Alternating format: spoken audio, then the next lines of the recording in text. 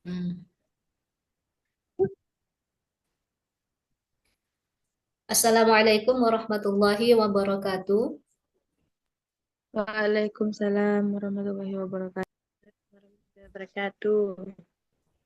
Kami dari kelompok 7 akan mempresentasikan makalah kami tentang sintesis filsafat pendidikan klasik dan kontemporer di Indonesia yang diampu oleh dosen Bapak Danang Saputra MPD. Anggota kami terdiri dari 4 orang. Yang pertama ada Ahmad Muzaki Rashid. Selanjutnya ada Hilda Ahsana Nadia, Qurratul Aini, dan Sinta Delawati. Sebelumnya, kami mohon maaf kepada Bapak Danang, rekan kami yang bernama Ahmad Muzaki Rashid, terkena musibah, dia kehilangan HP-nya, jadi tidak bisa mengikuti Zoom yang kami adakan sekarang. Terima kasih Bapak. Kembali ke materi selanjutnya. Materi yang pertama akan dipresentasikan oleh Sinta Delawati, monggo. Baik, terima kasih Mbak. Latar belakang. Pendidikan tidak berdiri sendiri. Ia selalu dipengaruhi oleh bagaimana masyarakat memandang dunia, pengetahuan, dan manusia. Di Indonesia, sistem pendidikan sering dihadapkan pada pilihan antara mengikuti nilai tradisional klasik atau mengikuti perkembangan zaman kontemporer. Oleh karena itu, menggabungkan kedua nilai ini menjadi sangat penting untuk menjawab tantangan yang dihadapi bangsa. Selanjutnya, Mbak. Oke. Rumusan masalah. 1. Apa saja ciri khas dan aturan utama dari filsafat pendidikan klasik dan kontemporer? 2. Bagaimana cara membuat gabungan sintesis dari kedua pemikiran ini dan apa dampaknya secara teoritis? 3. Bagaimana sintesis ini dapat diterapkan di Indonesia serta apa tantangan dan kesempatan yang ada? Tujuan penulisan menjelaskan dan menganalisis kedua aliran pemikiran pendidikan, membuat kerangka kerja teoritis untuk menggabungkan keduanya dan mengevaluasi bagaimana sintesis ini bisa digunakan di Indonesia. Selanjutnya, Mbak. Mhm. Kajian teoritis. Landasan filosofis adalah dasar yang menentukan arah, tujuan, dan cara menjalankan pendidikan. Jika pendidikan ini memiliki dasar pemikiran yang jelas, ia hanya akan menjadi aktivitas teknis tanpa makna atau tujuan yang jelas.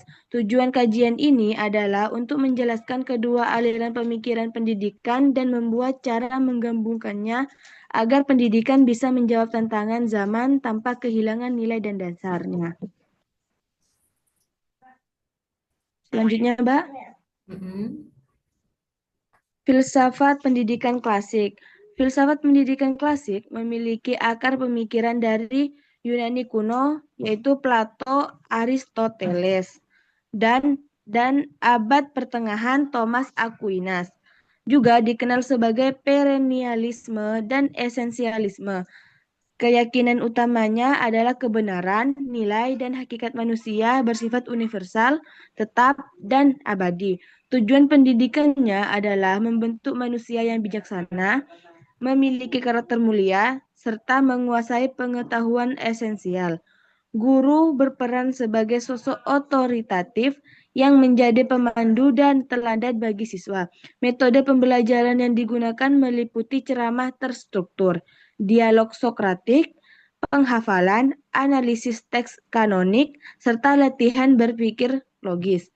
Di Indonesia, contoh penerapannya dapat dilihat pada pendidikan pesantren salaf dengan metode bandongan atau sorongan serta sekolah yang menggunakan pembelajaran berbasis guru dan hafalan. Selanjutnya,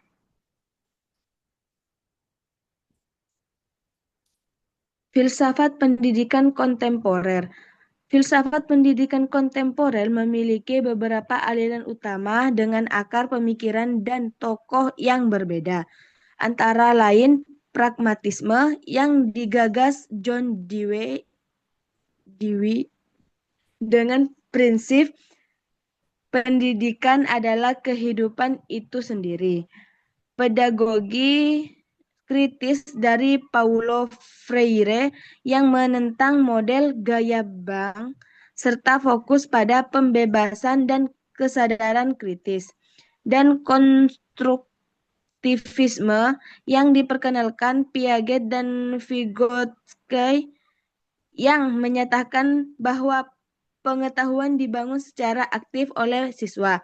Keyakinan utamanya adalah pengetahuan bersifat dinamis, berasal dari pengalaman, dan relevan dengan konteks sosial. Tujuan pendidikannya adalah membentuk manusia yang kritis, kreatif, mandiri, serta peduli pada keadilan sosial. Guru dalam paradigma ini berperan sebagai fasilitator, pembimbing, dan mitra dalam proses belajar. Metode pembelajaran yang diterapkan meliputi belajar dengan melakukan proyek kolaboratif, dialog kritis, dan penyelidikan ilmiah. Di Indonesia, contoh penerapannya terwujud dalam kurikulum Merdeka dengan pembelajaran berbasis proyek PJBL serta program guna penggerak yang mendorong peran guru sebagai agen perubahan. Terima kasih, Mbak.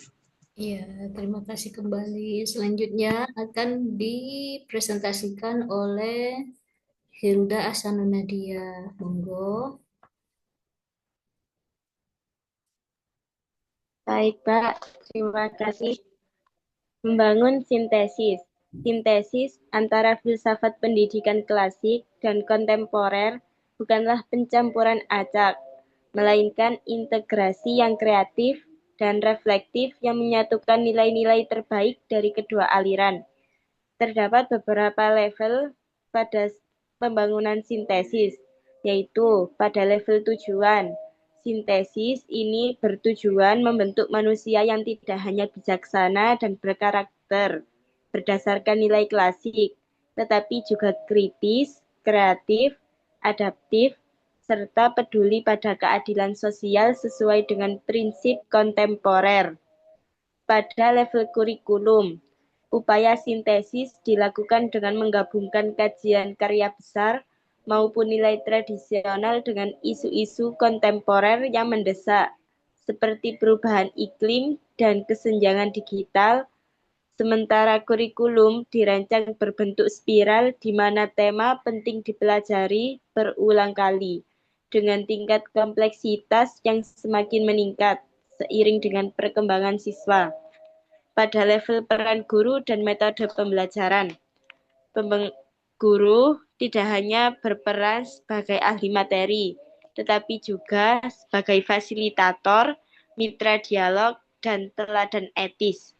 Dengan menggunakan metode eklektif yang mencakup ceramah inspiratif, diskusi mendalam, proyek berbasis masalah, serta studi kasus aktual sesuai dengan kebutuhan pembelajaran.